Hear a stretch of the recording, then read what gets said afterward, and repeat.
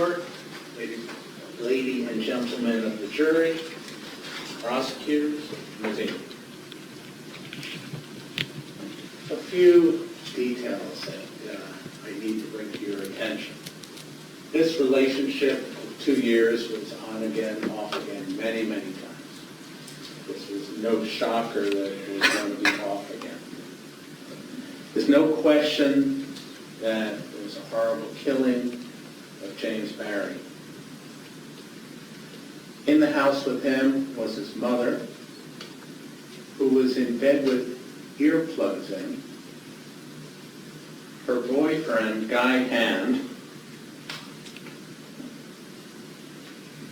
who had taken a Valium that night because something was bothering him. James' friend, Jeff Jarababkowski, who was sleeping in the room with James.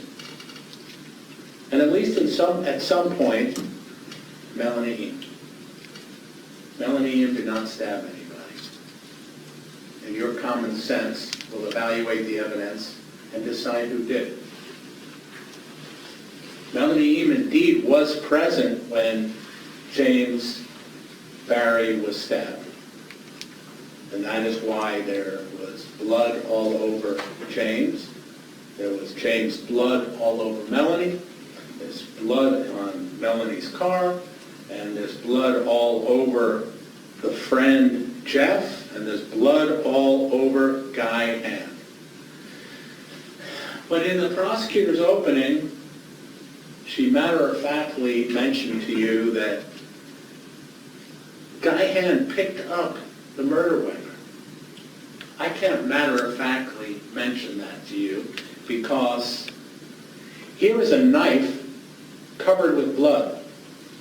Here is a knife, probably with fingerprints, DNA. What greater element of proof to point the finger at the true killer than a bloody knife? But yada, yada, yada, and he picked up the knife and he took it into the kitchen. He had already been tending, supposedly, to the wounds of this stabbed young man. So he knew there was a stabbing. And he sees blood everywhere, and he picks up the bloody knife and he takes it into the kitchen. Wash it off to clean it. Melanie Eam was so horribly frightened by seeing the stabbing of her boyfriend right in front of her eyes by someone that she got in her car and she drove like a bat out of hell and went to a family member in Maryland. The evidence will show that Guy Hand, for some reason, took a Valium that night before he went to bed. It will show that he picked up the bloody knife, well aware, and he'll admit he was aware that that knife had been used to kill this young man. He picks it up, and he takes it to the kitchen and leaves it next to the sink. That's as far as he got at that point with it. Destroyed the evidence. His background? He was a butcher.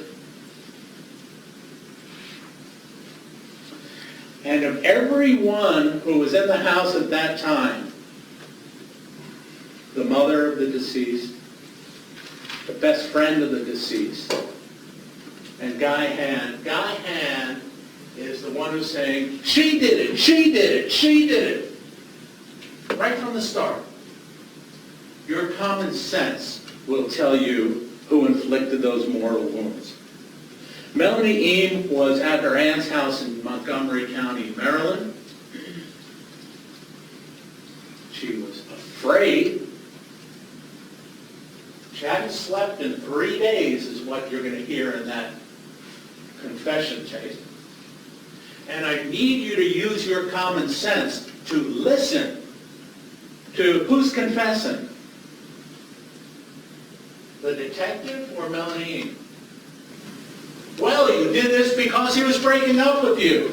Unintelligible answer.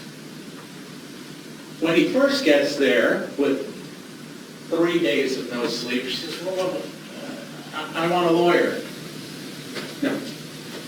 3 times. No. Listen carefully.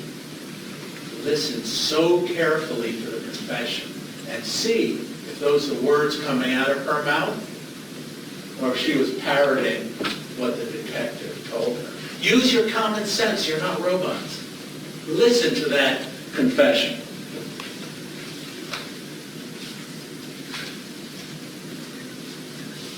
There'll be no evidence that it was a mother. There'll be no evidence that it was a friend.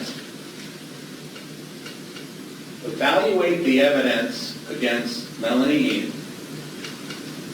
And we'll admit to everything. They were breaking up again.